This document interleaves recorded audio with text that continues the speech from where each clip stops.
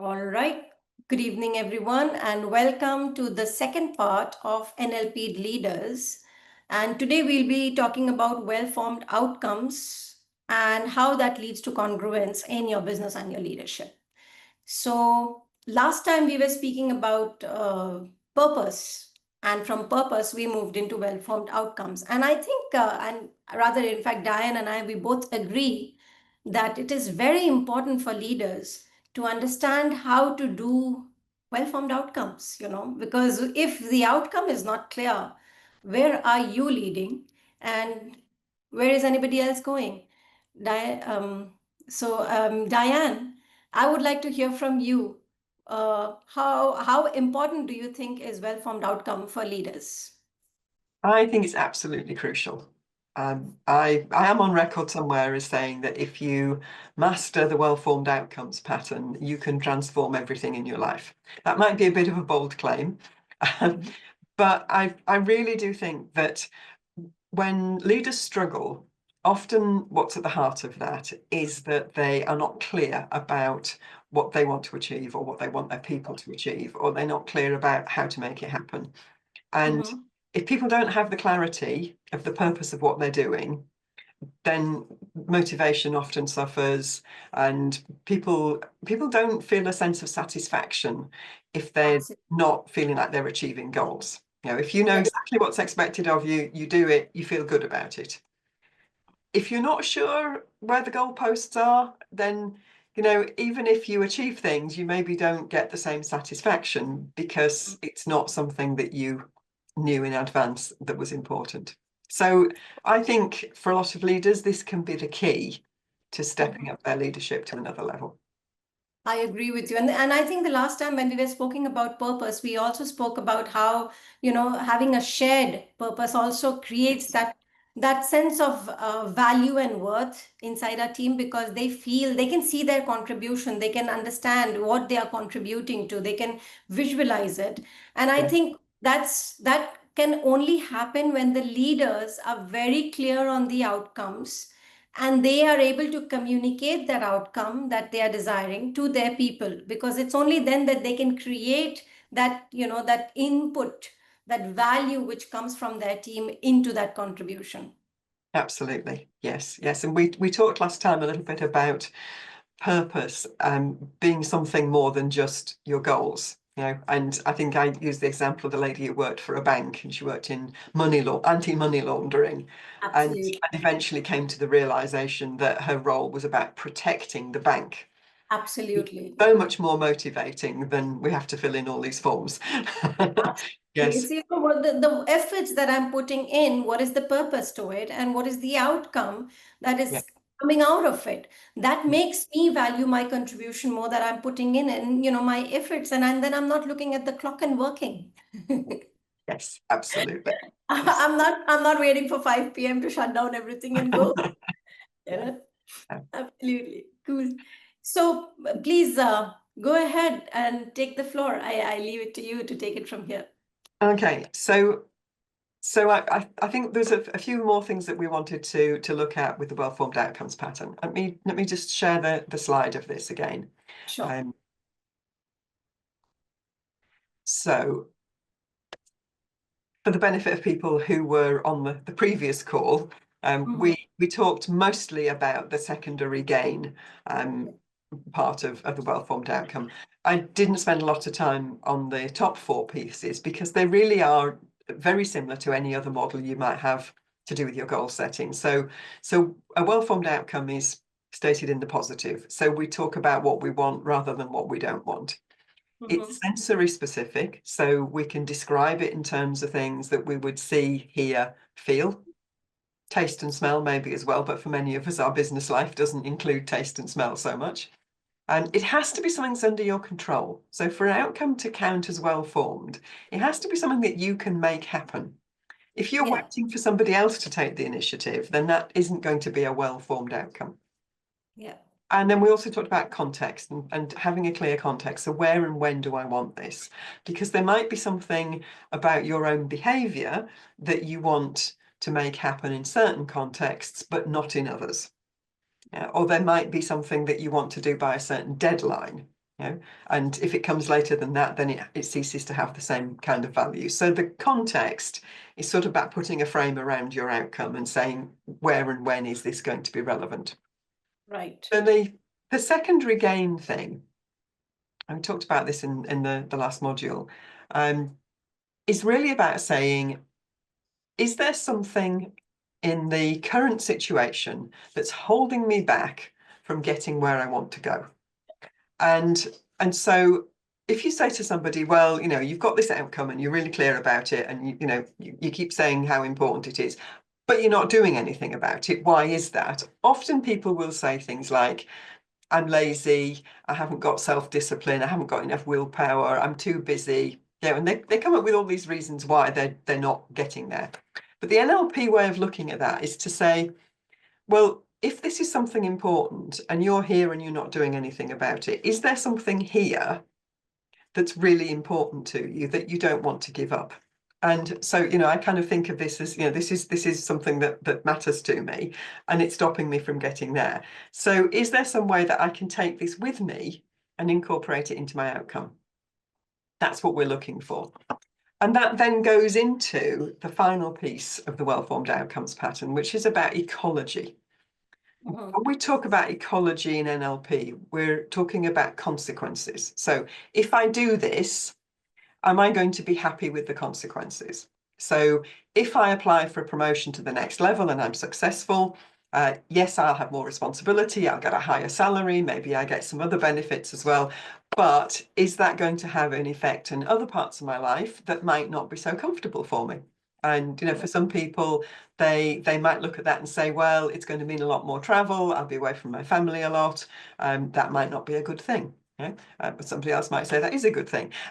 So it's really about looking at your own circumstances and saying, what are the ripple effects of me Mhm. achieving this outcome?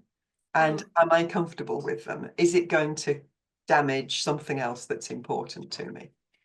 And that's not to say that if you can't immediately tick all these boxes, that your outcome isn't going to happen. Because remember, the well-formed outcomes pattern is just about, it's how we're thinking about our outcome. So it's more about finding a way of thinking about it that works for you, that enables you to say, yes, this outcome is well formed. And I have an example of this from a management development program where we were looking at performance management and conducting appraisal interviews and all that kind of gamut of things that goes into being a good manager of people and their productivity. And we'd been talking about different structures for giving feedback of how you explain to somebody that what they're doing isn't of the standard that you would like. Because there are obviously lots of different ways of explaining those sorts of things, some of them more successful than others. And there was a man in the room who was a sort of middle manager, not really senior, not really junior, had been a manager for some years.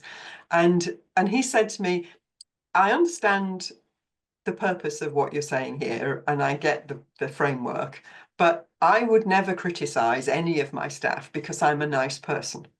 Mhm.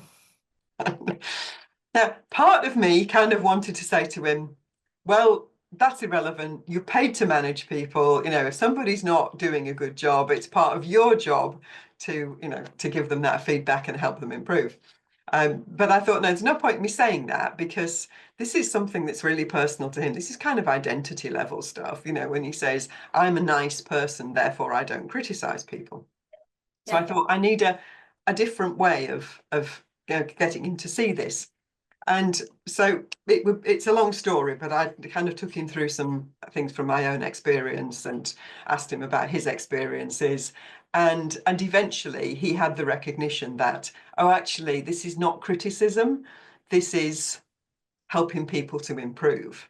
And I said to him, yes, so if you're a nice person, would you help people to improve or not? And he said, oh, of course I would help them to improve. So he hadn't changed his perception of himself as being a nice person. But Yeah. what had happened was that he had started to think about giving feedback and helping people improve their performance rather than giving feedback as a form of criticism. So that's It what was I mean by perspective. ecology. Yeah, it was a perspective and a biased perspective, which was basically a limitation. And I completely agree with you, when you're talking about these things and we're talking about how important well-formed outcomes are, and we completely forget to understand that when we are talking about well-formed outcomes, when we do the ecology check, one thing which we in most cases actually stays ignored is doing the ecology check of perceptions and biases. Yes, yes. In terms of when we are setting these goals or when we are setting these outcomes, these desired outcomes that we would like to achieve, Hmm. what are the different perspectives that are associated with it? What biases are Yes, there already existing, and what can come into play? Because the fact is, and I think that is one of the major reasons why 70% of the strategies fail. It's like because the fact is that these strategies are to be given to people to implement and to execute, right? yes, Not yes. machines doing it. Machines don't have biases, or rather, in fact, even machine have biases, the ones Well, that they have do. been, yeah, programmed by the programmer. But Hmm. the fact is that human biases are not from one perspective, and every single individual has a different bias, has a different perspective. So it's so important to just have the awareness that when I am talking this, people can look at it from a very different perspective. I just posted on LinkedIn yesterday about a very simple, and it's such a powerful example where Hmm. there's this teacher and he asks, "What's the capital of England?" Hmm. And there was one person and he says E because you write with a capital E. Yes, No, yes, he says E. That's the yeah, capital of England. Is yes, he wrong? Not at all. That's his perspective. Right? So when he then rephrases and says, "What's the capital city of England?" he says London. So yes, none of them were wrong. From my perspective, I asked for the capital of London, England. So, in my mind, I'm looking at the answer of the capital city. It is such a, and that was the desired outcome, was give me the name of the city. But it yes, didn't happen because it was just a small perspective, just a small biases which was there, two different individual, and it was just in their communication. So when we are talking about well-formed outcomes and we are then taking it to the people, understanding that there are these biases, there are these perspectives, and first is my own before I even think about the other yes. person's. Yes, absolutely. So a well-formed outcome is something you can do for yourself when you're thinking about your own goals, about the things that you're charged to deliver on behalf of your organization. But also it can be a really powerful exercise to then go to your team and say, right, this is the outcome that we have in mind, and invite people to talk a bit about what that conjures up for them. So when we talk about, doubling our output, what does that mean? How would you know you'd achieved that in terms of things you can see and hear and feel? What would it be like? And also to get people to talk about, well, do we feel like we're the kind of people that could do that? Is it within our remit? Have we got something invested in not succeeded in doing that? Sometimes, in small businesses, not necessarily startup, but a little bit further down the line, when you come to that point where you have the opportunity for real growth, and then you're going to need more people, you're going to need more systems and structures, you're going to have to kind of, become a grown-up business. Yeah. A lot of companies struggle at that point because they've got people working in them who see themselves as being entrepreneurial and see themselves as being creative and different and non-bureaucratic. And then suddenly when they're faced with this is the next stage in our success, Yeah. they hold back from it because it doesn't really fit with their sense of, the company's culture and who they are within that company. Absolutely agree with you. Yeah. Absolutely agree with you. And then that's, taking it from here, if we then move into how the well-formed, once I think we have it clearly defined, Hmm. and ecological check in terms of biases and perspectives, and then have the different options available to ourselves to how do I modify this so that the outcome stays the same, but when I'm communicating, how do I make sure that it is being understood? That I think is someplace where it's where the magic of leadership really comes into play. Absolutely, absolutely, yes. For me, leadership is really, it's all about relationships, and Yeah, relationships are built through communication. So this is probably the time for us to kind of segue into the next part of the model, isn't it? Absolutely, yeah. Yeah. So congruence. So we were in the purpose section of the model. We're now moving around into the congruence section of the model. And this is about you as a leader, about how you present yourself. And congruence is an NLP term that's used to describe what happens when a person's verbal and non-verbal communication are giving the same message. We actually are more often aware of incongruence than we are of congruence. So we notice it when somebody is giving us a different message with their words than with their non-verbal communication. So if I was to say to you, yeah, I'm really looking forward to working with you, that's one thing. But if I look away from you and I slow my voice down and I say, yeah, I'm really looking forward to working with you, you're going to notice that and you're going to think she doesn't mean a word of it. Yeah. And so personal congruence is something that makes a big difference to your success as a leader. And when we did the original research into this, and you remember we asked people about the behaviors and actions of the leaders who they regarded as having been really good leaders, the leaders they wanted to follow. And in that research, people talked about leaders who walk the talk. That they would say something's important and then they act as if it's important. If they say they're going to do something, they do it. And also people mention things like a person who has consistent priorities. So if something's important today, it's still going to be important tomorrow and next week. Hmm. And that the person's values were also evident and that there was a consistency in the person's values. So that gives, if you work for somebody like that, that gives you a kind of sense of certainty and stability, that you know some of what to expect from your leader, so that then when they tell you something has changed, you feel okay about it. Because it's that change is coming on top of some certainty and stability in that Absolutely. you know you can trust your leader. So I think this is a really important piece. And often when people say to me, how do I become a better leader? My first response is work on yourself. Because it's not that people are deliberately incongruent.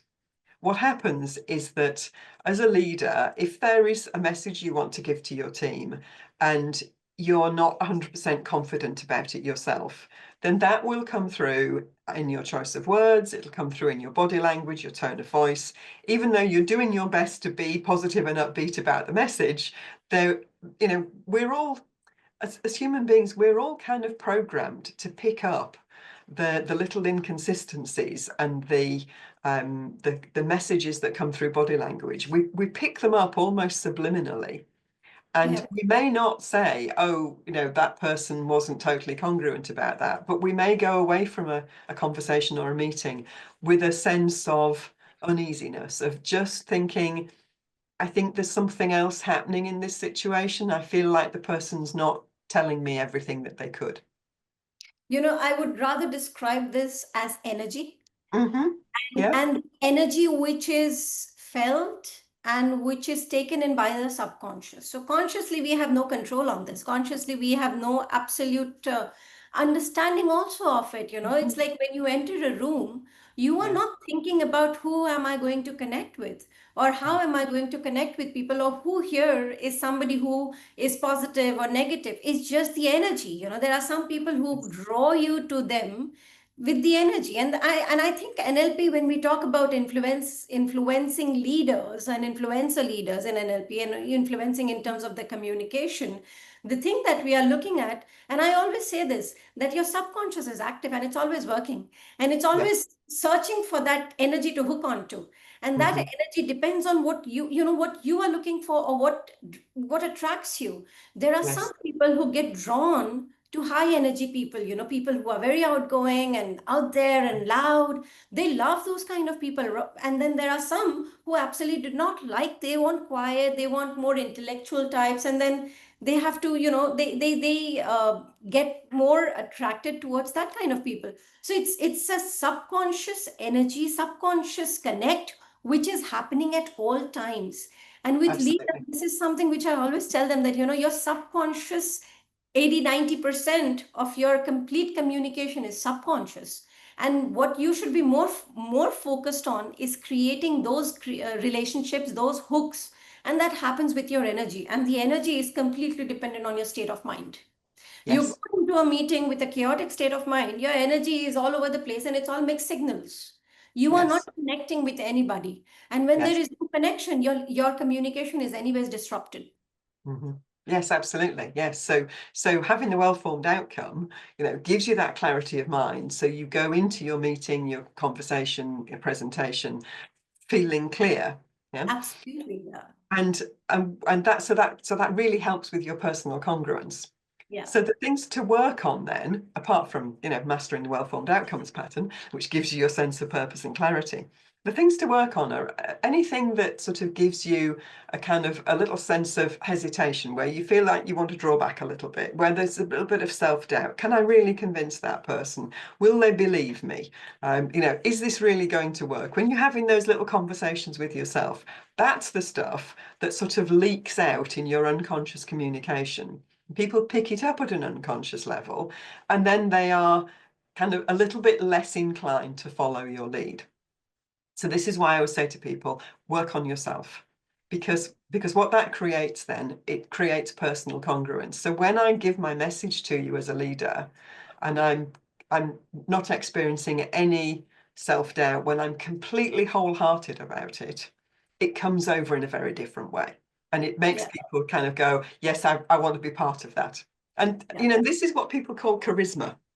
If Yes. I think I said this in our very first webinar on the subject of leadership, that if you ask people what makes a great leader, at some point somebody will say they're visionary, and Mm-hmm. somebody will say they're charismatic. Yep. And and I think that's true of a lot of leaders. It's not universally true. You don't have to be visionary and charismatic in order to lead successfully. Um, but in any case, for me as a trainer, it's not all that useful. If I said to you, okay, there's the solution, that's how to be a great leader, be visionary and charismatic, people go, but I don't know how to do those things. Yeah. Yeah. Yeah. But you become more charismatic the more you work on yourself, because you Absolutely. become more congruent, Yeah. and then people are attracted to work with you, to to follow your lead, to be around you. And there are so many ways that you can develop yourself, so many different things that you can do, and it's very much a matter of personal style, and what's most effective, because some people learn a lot by being on their own, reading books, watching videos, taking it in, thinking about it, experimenting. Some people love that. For other people, the real learning comes when they get into interaction with other people. Yep. And of course, when we teach NLP, it's always about being with other people and just experimenting, trying out different ways of doing things, learning from each other, getting feedback, seeing what happens when you do certain things. So it's very much kind of, it's an active way of learning about yourself and about ironing out some of those little things that hold you back. Um, and in the business world, the other thing that I see that holds a lot of people back is a level of kind of cynicism, where and I think this can happen where it's almost seen as a sign of sophistication Mhm. not to be too enthusiastic, and not to sort of jump into something straight Mhm. away and go, oh, this is going to be amazing. Yes, we must do this. There's a sort of in some companies there's a sort of culture where you can, well, just let's wait and see a little bit, and we don't want to kind of be drawn into this. We might be making a mistake. But that kind of cynicism really works against your influence as a leader, Mhm. because people want to follow somebody who's going to succeed. Mhm. We all want to be part of a winning team. We all want to be following a leader who takes us somewhere that's exciting and satisfying. And so if you have a leader who is hesitant and who is cynical and says, oh yeah, I've seen all this before, oh yeah, we tried that 4 years ago and it didn't work then, so it probably isn't going to work now, then we hesitate to join in, because Of course. because they're not painting us a picture of something that we want to be involved in. Absolutely. That's where the energy bit also comes in, that when Yes. you are Yeah. cynical, your Mm. energy is not positive at all. Yes. And Yeah. one thing that I believe when we are talking about congruence, and this is very critical, is about authenticity, being authentic of who Yes. you are, you know, Hmm. and I think that is something which only self-awareness can create for you. That Hmm. how am I and how am I coming across, how people perceive me and who actually am I. And if there is no congruence between that two, then somewhere I'm not being authentic. And if I am not being authentic, my energy is not that, to that Yes. level where I can actually have people be drawn to me, where I Mhm. actually have that charisma, where I actually have that influence on people. So, in understanding congruence, it's very, very important to understand that congruence will only come with authenticity. If you're trying to fake something, if you're trying to fake enthusiasm about the new goals or the goals that you've set in, if you're trying, okay, in your head you're like, okay, that's not possible, but when you're talking to people, yes, we have to achieve it, there is no conviction there, there is no connect there, that's not Yeah. authentic, and they will get it. Absolutely. Yes. As I said, we more often notice incongruence than we Yeah, notice congruence. It's one of those things when you have it, when it's there, people take it for granted, but they'll notice it when it's missing. when it's missing, true, that very true. Yes. Yes, absolutely. Um, how are we doing for time? We've um we are almost there, we've got 5 minutes more. Yes. So the other thing that I think is significant in this area of congruence is to go around the other side of the table and think about what you notice in other people, because we can learn a lot from other people just by watching how they do what they do. And and again, you've got to be authentic. So it's not to say go and kind of adopt what other people do and pretend that you're that other person. It's more about saying, well, what when there's somebody I admire and I see them doing a good job, what are they doing? And Yeah, can I take that idea and can I do that myself yeah, in a way that's authentic to me, but will yes, get similarly good results? Because this is yeah, another way that I think a lot of us we learn and we develop. And if you spend a lot of time with with any person, really, you pick up some of the patterns in their communication, some of the phrases that they use. You maybe pick up some of their mannerisms.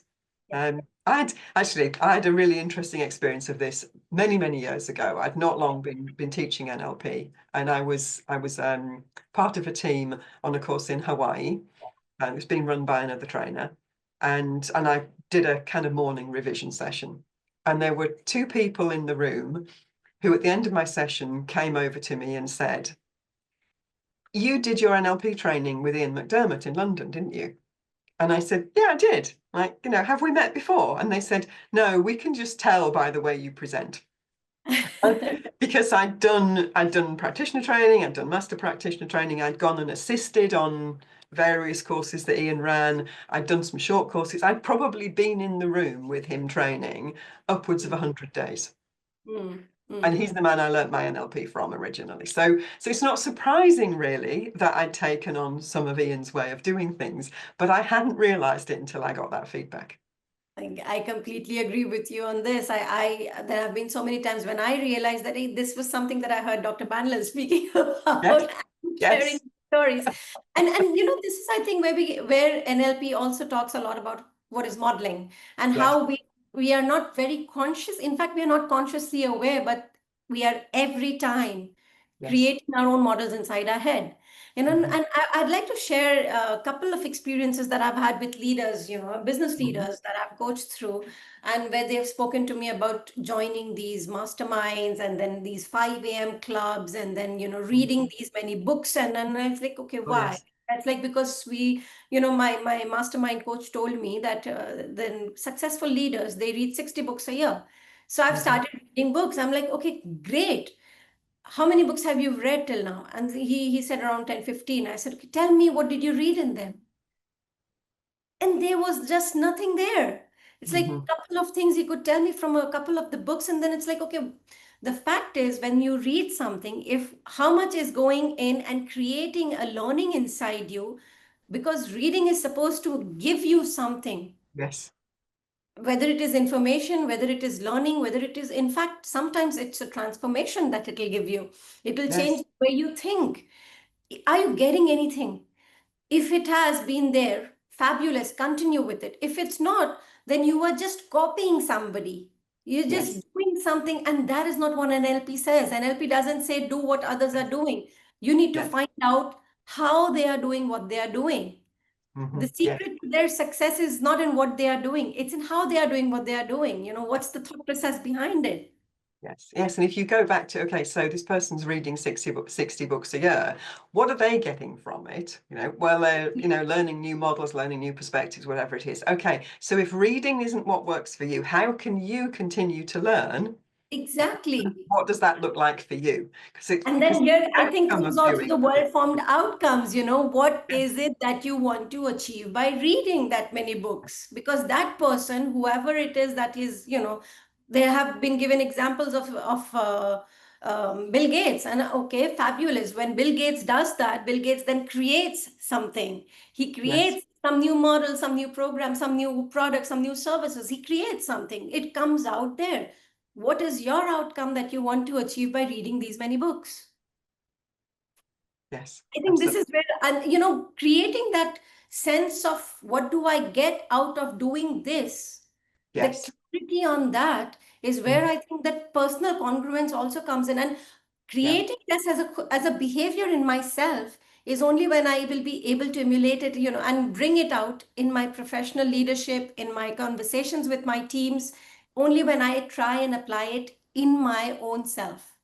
Yes, absolutely. Yes. So we're all the way back round now we're back to well-formed outcomes. That if you have the And clarity congruence through about it. what you want to achieve, that Yeah, will also add to your personal congruence. Yeah. absolutely. Yeah, Mm. great. I think we have a little bit of time for any questions. Yes, absolutely. I think we have Sakshi here with us. Sakshi, welcome. Hi, Hi, how are Sakshi. you? All well, thank you. How are you? I'm good as well. I was just listening to your conversation. It was so insightful, and I'll be honest, I'm new to the field. I mean, I'm from HR and I'm new to the field, so I just wanted to learn about NLP. Has Uh-huh. always been intriguing to me. So I was just hearing both of you talk, and it has been so insightful. Thank you so much, Sakshi. Anything that you'd like to talk to us about or know more about, please go ahead. I'll be honest, this is like the first time I am attending an NLP lecture kind of a thing. Mhm. But so I'm still navigating, but if you think that there's something I should start, I mean, how to, start learning about NLP more, how to uh, use it, that'll Mhm. be great. Like, how can I start doing that? If you can The help me with first that. thing, the first thing that I'll say is that we have there are two more videos, and I'll share the links with you so you can take a look at those videos, because that gives you the introduction of what we are speaking, what the sessions are all about, and how we have applied NLP into leadership. So Diane comes with more than 30 years of experience applying NLP, and I come with 20 years of using that. So it's something which we have been both doing for quite some time now. And we've created our own models with all the experience and the knowledge that we've had with the learning NLP and then applying NLP first in our own lives, then in the lives of other people, in organizations, in learning and development, in HR. We both have had our experiences, and we bring that together, and we created, she created this leadership model that she's currently showing here and taking us through. And I've got another model which is there. So yeah, that's something which is I would say that you can take a look at our videos, and probably we keep on having these sessions, so you can come for the next one probably a little more informed about what we've been talking about, and we can take you from there. We can take you from there. Yeah. And later in the That, year, we're planning to run some in-person training sessions that you could come to and really, okay, really. yeah, I would love that. Yes. Yeah. Yeah, that'll be in Dubai. We are planning for somewhere in around September, October. So we'll definitely keep you updated about that. But that's going to be a one-day program here in Dubai, inshallah. Okay, I would love to do that. Please keep me informed. Certainly, we will. And we will be having, as I said, I'll share the links of the videos, previous videos with you. Take a look, and we will be having the next webinar coming up in June. So more than happy to have you here with us. I would love to join. Thank you. Thank you. All right. So on that note, Diane, thank you so much for again collaborating on this wonderful, wonderful journey of taking NLP and understanding